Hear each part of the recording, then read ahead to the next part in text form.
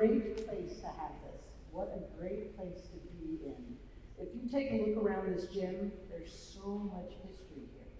I think everybody who went to Placer High remembers the rallies, the dances, all the games that we watched, and teams we rooted on. Just an amazing place.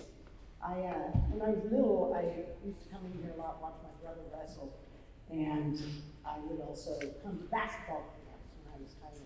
And I couldn't wait to get on this court. I couldn't wait to perform on this court. I mean, it was just, you walked in and you just felt the history and you wanted to be here.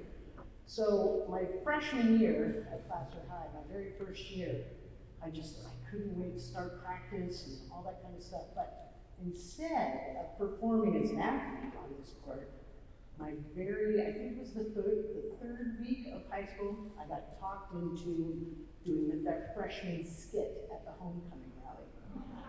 Right.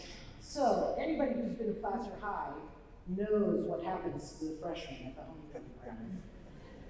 So after a really bad lip sync to Pat Benatar, we were booed off the stage, and I believe the seniors began throwing things at us. And I thought, this is not what I had in mind. But hopefully it'll get better tonight for me. So when I got my letter, I just felt super honored. I didn't expect it, and I was just very happy and honored to get that. So thank you to the committee for choosing me. Really means a lot to me. One of the things that struck me most was what a full circle thing it was for me. So being inducted into this Hall of Fame tonight is my very first coach, Randy P. So Randy coached me as a little leaguer, as a 10-year-old, and I know he got a ton of shit for this. He drafted into majors the first two girls in Auburn to play majors baseball. And I know the other coaches gave him a bad time, but he did it, and he coached out. And the next one is that I believe, Mike Edwards' first coach. So Mike played basketball for me. I was probably a junior or senior, coaching through the Auburn Recreation District. And Mike was in fourth grade, and he didn't know whether he was on offense or defense. But he ran around with a smile on his face, and he really wanted to improve. So that was super fun. So thank you guys. It's just great to be here with all of these amazing athletes.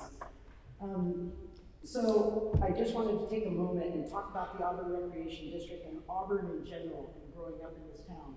We were given so much. There's so much offered to us as kids.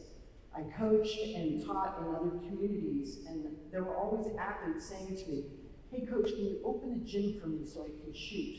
And so I'd go down to the high school and I'd open the gym. We're always able to go to the darn rec park and shoot. And get in that practice, or go swimming in that pool and spend that time. So I believe everybody that grew up in Auburn just had an amazing opportunity. It's just phenomenal. So after I left high school, I played a variety of places. I was never a super great athlete in college, but I still enjoyed playing.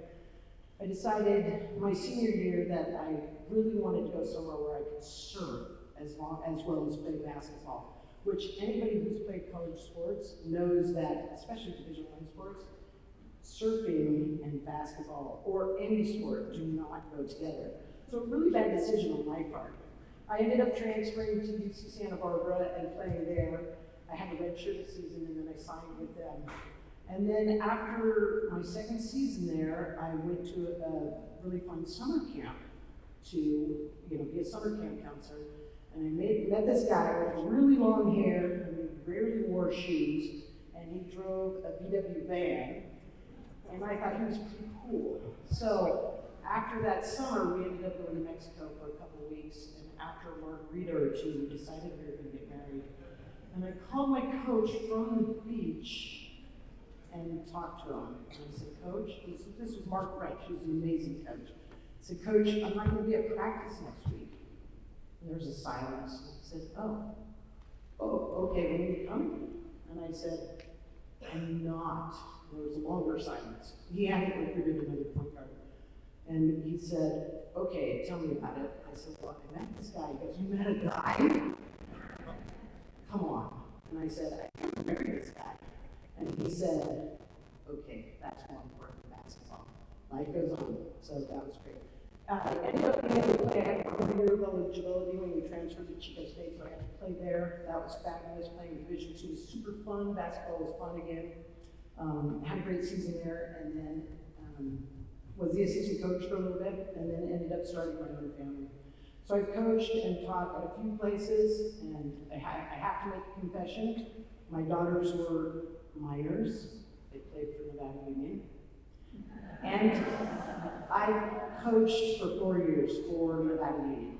That was a really hard moment for me when I walked in that gym and had to cover up my coach's shirt because it said Nevada Union on it, not Placer High. So that was a tough one.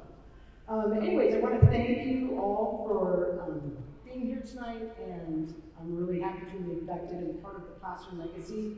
It means a lot to me, and congratulations to the rest of you.